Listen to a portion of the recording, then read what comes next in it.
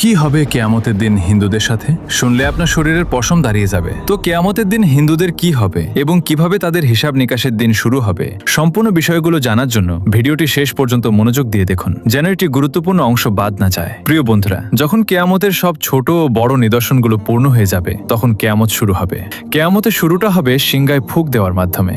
সিংগায় ফুঁক দেবেন ফেরেশতা হযরত ইসরাফিল আলাইহিসসালাম। হযরত ইসরাফিল আলাইহিসসালাম যখন থেকে সৃষ্টি হয়েছেন, তখন থেকে আল্লাহর হুকুমে সিংগায় মুখ রেখে আছেন।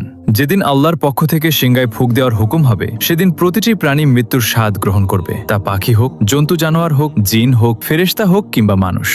এমনকি আকাশ ফেটে গলিত তামার মতো লাল হয়ে যাবে। সূর্য ও চাঁদ দুটোই নিস্তেজ হয়ে একত্রিত হয়ে যাবে।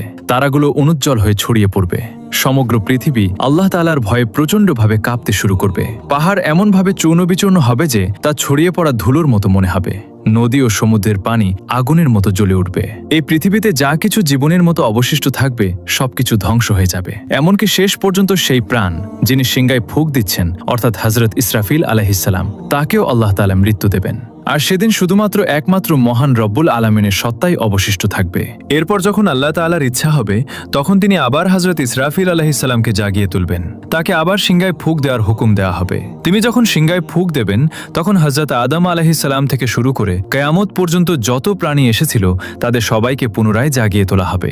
সেই সময় সবার আগে কবর থেকে বের হয়ে আসবেন সৃষ্টির শ্রেষ্ঠ নবীদের ইমাম হযরত মুহাম্মদ মুস্তাফা সাল্লাল্লাহু আলাইহি ওয়াসাল্লাম। এরপর হযরত মূসা আলাইহিসসালাম তার কবর থেকে উঠে দাঁড়াবেন। তারপর বাকি মানুষও তাদের কবর থেকে বের হতে শুরু করবে। তাদের সবাইকে হাসরের ময়দানে নিয়ে আসা হবে। সেখানে সব পুরুষ ও নারী নগ্ন দেহে এবং খালি পায়ে থাকবে। কিন্তু ভয় ও আতঙ্কের কারণে কেউ কারো দিকে তাকানোর মতো সাহস পাবে না, কারণ হাসরের ময়দানে সূর্য 10 গুণ বেশি তীব্র হবে। প্রত্যেকে মনে করবে যে সূর্য পৃথিবী থেকে মাত্র কয়েক গজ দূরে রয়েছে। তীব্র রোদের কারণে মানুষ ঘামে ভিজে যাবে। সেদিন 7 ধরনের মানুষ আল্লাহর আরশের ছায়া পাবে। নবী সাল্লাল্লাহু আলাইহি ওয়াসাল্লাম বলেছেন, রোদ আর তৃষ্ণার কারণে মানুষ ছটফট করবে। কেউ কারো অবস্থা জিজ্ঞাসা করার মতো অবস্থায় থাকবে না। এই অবস্থায় হাজার হাজার বছর কেটে যাবে। তারপর মানুষ পেরেশান হয়ে নিজেদের মধ্যে পরামর্শ করবে। তারা হযরত আদম আলাইহিসসালামের কাছে যাবে এবং বলবে, হে আমাদের পিতা, আমাদের পক্ষে এগিয়ে যান এবং আল্লাহর কাছে আরজু করুন। হে আল্লাহ, এই কঠিন অবস্থা সহ্য করা আমাদের পক্ষে কঠিন। আমাদের হিসাব নিয়ে নিন, যাতে আমরা জানতে পারি আমাদের গন্তব্য কোথায়। এই কষ্ট আমাদের সহ্যের বাইরে। কিন্তু হযরত আদম আলাইহিসসালাম তখন বলবেন, না, আমি একটি ভুল করে ফল খেয়েছিলাম, আর সেই ভুলের জন্য 300 বছর কেঁদে কেঁদে ক্ষমা প্রার্থনা করেছিলাম। হাদিসে এসেছে, সমস্ত মানুষের কান্নার আংশিক অংশের তুলনায় হযরত আদম আলাইহিসসালামের 300 বছরের কান্নার পরিমাণ ছিল 9 ভাগ। এত কান্নার পরও আল্লাহ তাআলা তার তওবা কবুল করেছিলেন।